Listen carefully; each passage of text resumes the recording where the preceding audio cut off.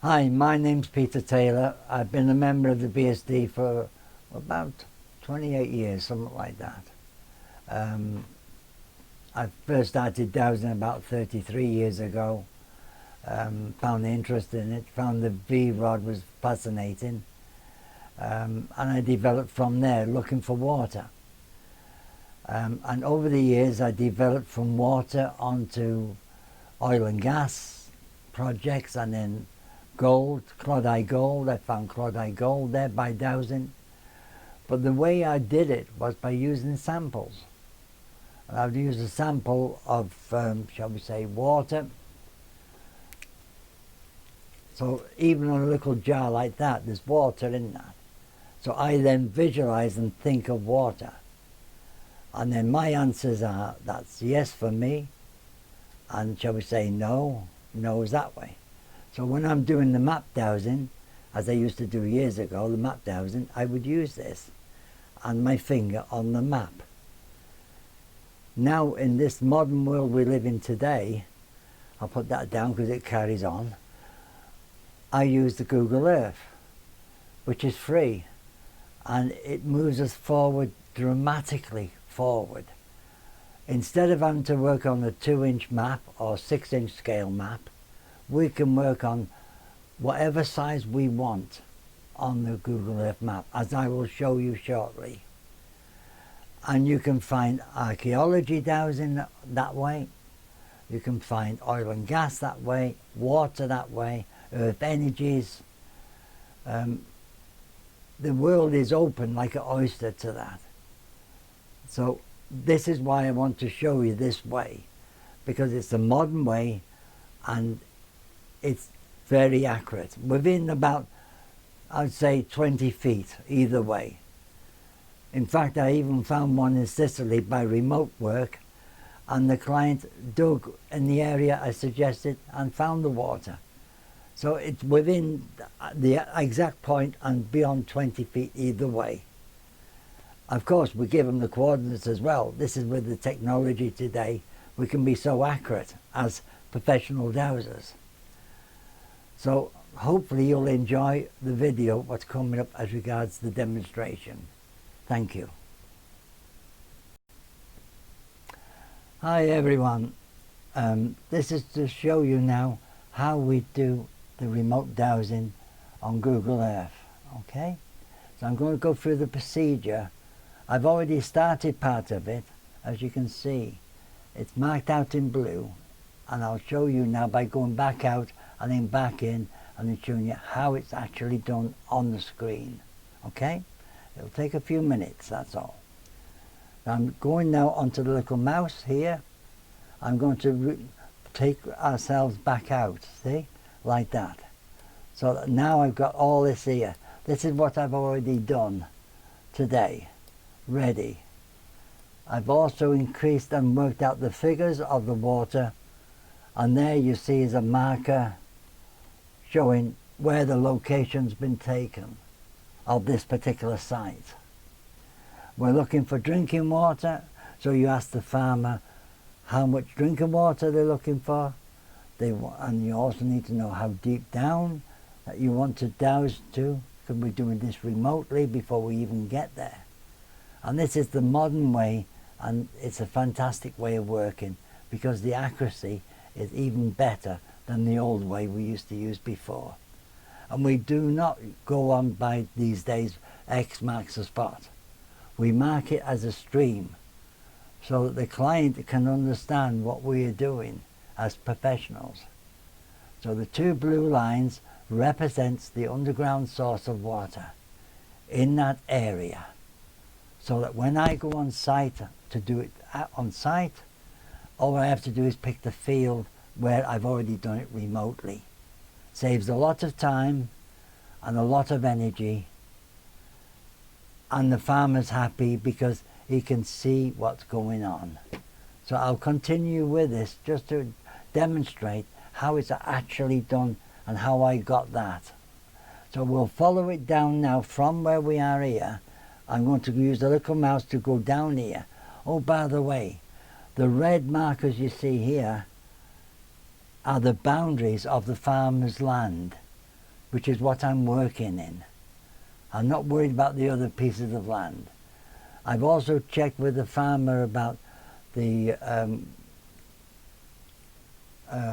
what we call it, the septic tanks, soak-away systems, anything which is liable to cause problems when drilling takes place. So the dowser needs to know where these locations are on the farm so that wherever he finds the water does not clash with the septic tanks and slurry pits, because otherwise it gets cross-contamination, and that will not be a good thing. So I'll carry on now and we'll follow this down and then we'll do the process which I've already started, okay? And incidentally, I will show you different tools which can be used this way as well. So we'll start by going down here now. And I'm using a little mouse now to drag that up like that, you see? Dragging it up. There's your boundaries again of the field. And here we are. You can see little dots now. This is where I've started again. So what I'm doing now is coming in. This improves the accuracy. So I get to this stage now. So now I pick up the pendulum like that. It's got water in. It's only a little glass bottle, but to me, I work with samples. And this is the easiest way for me to do it. I can visualize it quite quickly. I know what I'm looking for. I've read up on the water, how water is created. And this is important. When you do map dowsing, whatever subject you do, you need to know it well and truly inside out. By doing so, your brain is the best computer in the world. It will automatically come natural at times. As you develop, you become better at it. So let me show you now how this works. The pendulum there. Oh, by the way, for me, this, am I positive? That's a yes. So anti-clockwise is yes, and okay. What is no for me? Shall we say, am I 23? As you can see, definitely I'm not. I've long passed that. But you see, it goes clockwise. So once you've got yes and no, you can work on this and get the accuracy. Don't forget to also make sure you're positive before you start. So before we complete that, we ask the question, how much am I positive before I do that? Am I more than 50% positive? Am I more than 60? More than 70? More than 80? More than 90? More than 95? 96? 97? 98? 99? 100? I'm 100% positive. Now, you cannot get 110, 120. It doesn't work like that. In my mind, I'm 100% positive. That's all I need to be. Once I know that, I'm ready to go now. I'm going to show you now. So we start again. We connect to the site. Now, this may take a few minutes because regardless of where you are, at the moment, I've got on here pretty quick because I've already connected. But if you're travelling some parts of the world, this is in South Wales where we're working. But sometimes I'll work anywhere in the world. And the longest time it'll take, say Australia, can take 5 minutes. But at the moment, I'm only a few seconds, so I'm on it now. Which means I can start. If you try and start before it's ready, you'll get it wrong. So it's very important that when you're dowsing a new site, you need to know and connect by this, by touching it. This is your connection. This is for you to that place. And as you can see, the pendulum saying, yes, I'm connected, which means I can now find the water. We can ask the question, is there a source of water here beneath the ground? And as you can see, it's still going anti-clockwise, which means yes. Okay? So now we'll continue the process as you would do when you're on site. You walk away across, like so, to there. And then you see it says right now ready to go back in. So now we're coming back in, looking for the source of water, and you see it's reacted. So now it's there. So what you do is this. You now move from there up to here to where it says add path. You click on there. Now you see we move down and we connect to that, and then we move down to there. Then we go across from there over here to where it says OK. We click on that. We're ready then to continue. And so we then do this part here just to show you again. We douse for it with the water like that. See, like that, coming up, see, searching, found, you see? It's got it now, it's found. It's gone anti-clockwise, it means it's found. So there we go, click on there, onto the pathway, and then go through onto there, like so. Then you go onto here, which then changes that from red into blue. Now we go across over this side, we move everything across this way, as you would be if you were on site. So what we do is now we come from here, looking for water beneath the ground. We move this way, very, very steady. As you can see, the pendulum, now it's just starting to swing, you see? That means now I can use the marker here, go into the pathway, add pathway. So we click on that, we go on to that blue there, that's it, click, and then go down to there. That's it. Then we go across here to there and say OK, that's it. This is doing the stream, what we talked about, like the two streams. Instead of the cross, we don't do that no more, because cross is just one area. We do the whole system. So we go a bit further down. Now we move that up further, and we go on to there, and then we start again, the same process, thinking of that water that you're looking for. And you keep going, you keep going, you keep going, then there you go, you see? The pendulum's gone again, like that. Which means I found it, the water's there. So we go to here again, where it says add path, as you can see. Click on it, go across here, get onto it, click onto it, and then go down to there again. And then you go from there across to there where it says OK. Click on it, and there we are. That is how it's done. You follow it through as far as you need to do. But in this demonstration I'm just showing you that way. Then what I'm going to show you also is how to work out the depth and quantities on it at this point. Okay? So what we're going to do now is go across here to where the markers are here, you see, and then you place a mark which will be indicate there, which is in yellow. Now for me, I have my own colours, and I like to have, for water I like to have blue. So my blue markers will be there instead of a yellow marker. So we go across here, we click onto here where it says colours, and we look for the blue, and there's the blue. We click on the blue, we go down here to where it says OK, there, and then we click on that, and there we are. Now what I can do is maneuver this across like that, so I can get it across to there. Then what I do is where it says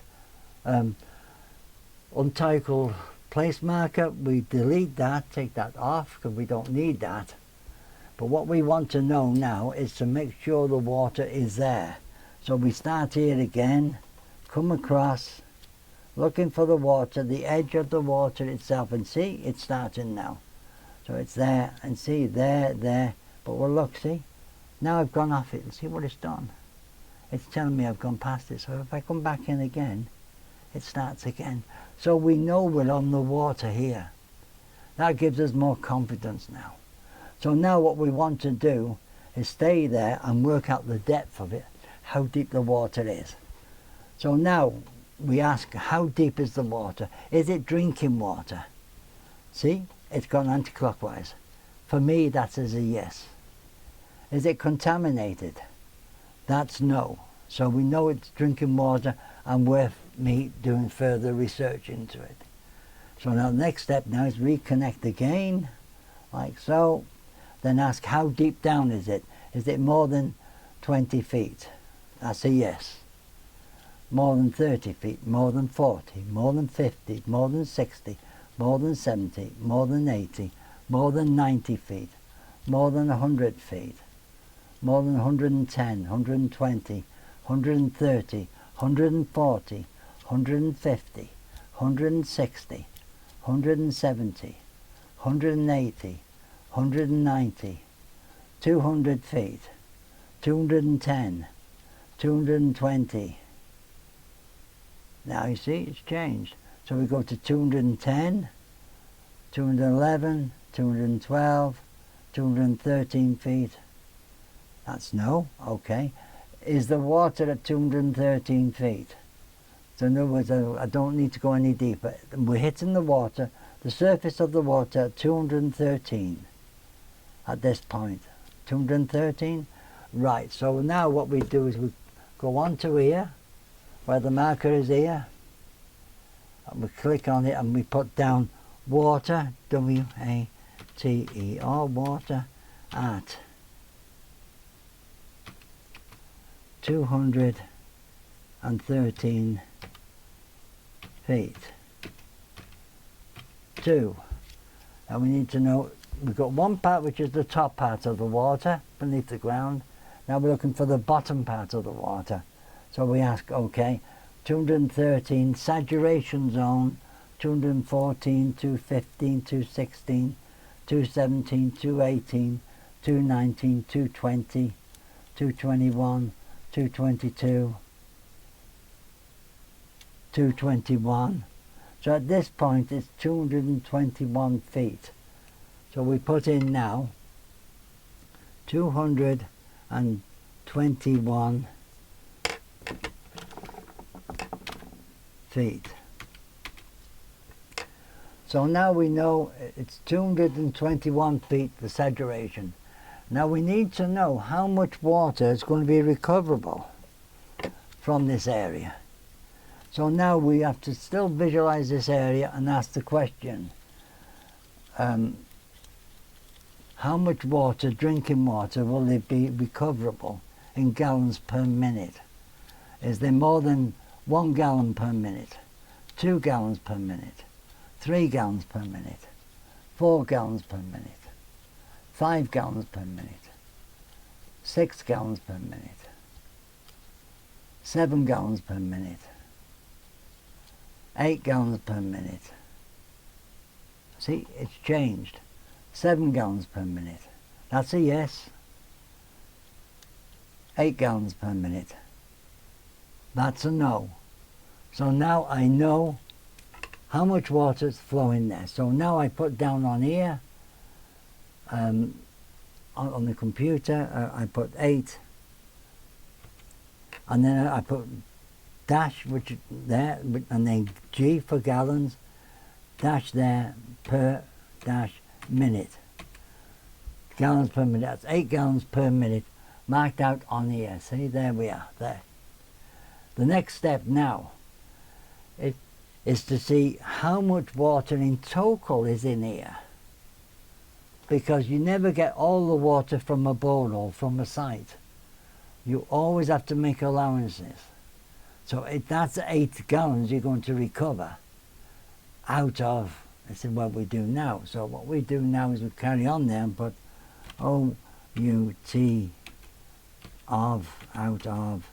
Now we work out how much water is in total moving through there in gallons per minute. So we connect to it again, and then we ask how much water in total is moving through here in gallons per minute. 8 gallons per minute, 9 gallons per minute, 10 gallons per minute, 11, 12, 13 gallons per minute, 14 gallons per minute, 15 gallons per minute, 16 gallons per minute, 17 gallons per minute, 17, that's a no, 16 gallons per minute, and that's a yes. So you see, you get half of what's there. So we've put it in now, 16 dot gallons dot per dot minute. That gives you then the quantity what's there.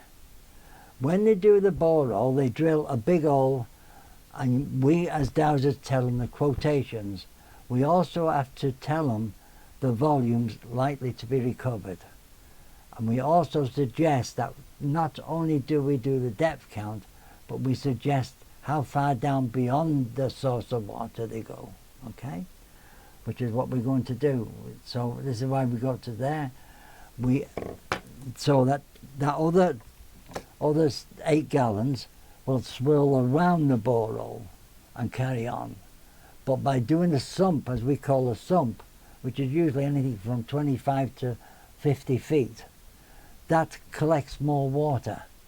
So in other words, they can have a little boost of, instead of just 8 gallons per minute, they can have as much as 16 gallons per minute until that sump runs out, and then it's just the pump pumping at 8 gallons per minute because the rest of it's running round, you see? So that's how we do that. Now, we also check out not only the volume of water recoverable, but the quality of the water. We do all this work before we even get to the site. So now we do the pH. Now I'll show you how that's done on here now. We use the water again, and we connect to the site again like this. And now I want the pH of the water. Now I always start very low. I start at 6.1, the pH, which I know is acidic, because it doesn't do any harm just to make sure. Start at a low point and work your way up. So 6.1 or more. Pendulum saying more. 6.2, 6.3, 6.4, 6.5, 6.6, 6.7, 6.8, 6.9, 7.0, 7.1. Now you see, it's changed. 7.1, 7.0, you see? Now it's saying 7.0. So I put on there as a guide the pH, which is pH 7.0.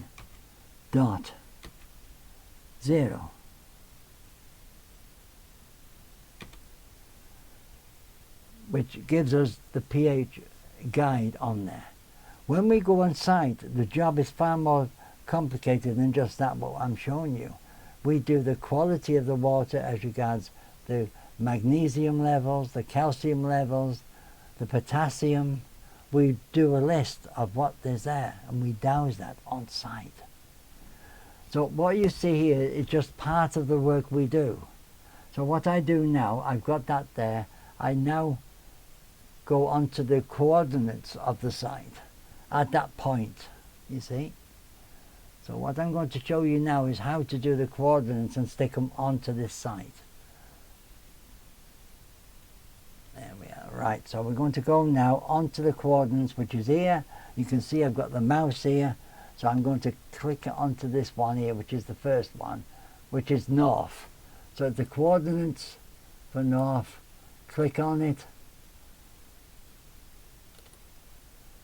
go on to this, which is copy, click onto there, paste, bingo, it comes on. Now we go on to longitude, which is here. We go onto this one, which is west, click on it, copy, click onto it, on there, paste. Then we got it all on there. Now all that information, now we drag it down to here. We click on there, it says OK. And there we go. We got the whole lot of it on there. As you can see. This is how we do remote dowsing these days. This is the modern way. Happy dowsing. Hi everyone. I forgot to mention a little bit more, so I'll give you some more information. It's not only the water pendulums we can use for water, find water on the map, on Google Earth, but we can also use this. This is just a angle iron rod with like a file of water. So from this we can use this like this by connecting to this part of the world again. That's a yes for me. And then look for water beneath the ground, coming across like this, and it connects, you see.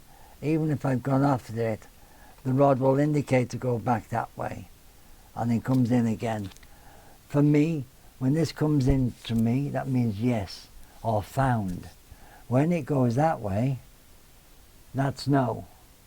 So where we got yes and no on the pendulum for me, and my positive, that's a yes for me coming this way. It's the same as with this, you see, it comes in that way. And the no goes the other way. For other people, it'll be different, because we're all different. Other people, the search area is like that, but for me, that's just it ready to start waiting for its command. The command comes from me to the pendulum, and then it goes forward. Now, we can also use this rod here, the pendulum. Remember, your hand is so important on this, all the sensitive parts. When you see me holding that with water in on there, it's important because that's where the nerve sensors are. And then me touching that is the connection. Remember that, because that's very important. See how it's going now? Looking for water, and it connects. So the same thing happens here with there. You put that on there, there. Another tip is to wet your hand and then put your cord in there. That's your water connection again, you see. So there's several ways of doing it. Now the other thing is minerals. This is coal. Now this particular site has got coal seams on it. Very important that we know about the minerals. So what we do is look from here and then look down to see where the coal seams are. And see there, it's crossing. Direction of it, the coal seam will be going that way. So it's coming through there. So if we come that way, it's there again. So you don't put a borehole there, you don't drill there, because there's a risk of hitting coal, which can be contaminated, or it could be some other mineral. So always when you do these jobs, you check out to see if there's any mineral deposits on there. The other important thing to remember, which I didn't do on the last part of the video, was once you've got the depth count and the sump, what is key important again is to make sure there is no faults, dry faults here. So we ask the question, connect me to this part. That's a yes. Is there any dry faults here beneath the ground within 300 feet of the surface? That's no. That says clear, it's clear. Because otherwise, if you don't check for that and the driller drills down and hits the dry fault, you'll lose all that water. And the client won't get the water and he won't be happy. So it's another important thing to remember when dowsing, is you've got to plan for other people as well as yourself of what you're doing. You've got to make sure that that area has got no wires overhanging where you're proposing to drill.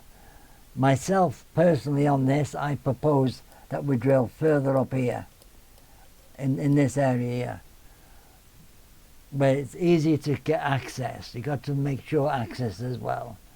And it's away from everything else here, because the coal seams are over here, you see. So that's the important thing to remember. Check for mineral deposits, find out the depth of them, compare it with the depths that you're going to. And if the depth of the mineral deposits or coal is higher, then, and your water is lower, that's okay, as long as it's separate. Okay, so that is useful to know. You can use this method on earth energies. You can use an angle line like this if you want, and check out to see if there's any detrimental energies there. That doesn't seem to go with any detrimental energies. Same here. Looking for them, and go different ways like that. You do a sweep different ways. Now if I go out from here, just briefly to show you how it can work, and then go to there, then look for detrimental energies. I start swinging here, and there's one here, you see. So then we look which way it's going across there. So then you mark that one out. And then you can also change it. You can still do it on here. You don't have to be on site these days. You can actually do this work remotely on Google Earth and change the energies into good energies. I look at energies as bad energies as black, and good energies, beneficial energies, as white. Good and bad. I make it simple for myself, and I work that way. When you're doing energies, changing energies, even on here, you've got to find where the energy is coming from, which way is it coming from. And you change it back all the way through to its core, and you change it where it's going to, and change it that way into white energy. So you go like this, for instance, like this, looking for bad energies, detrimental energies. There it is here, right.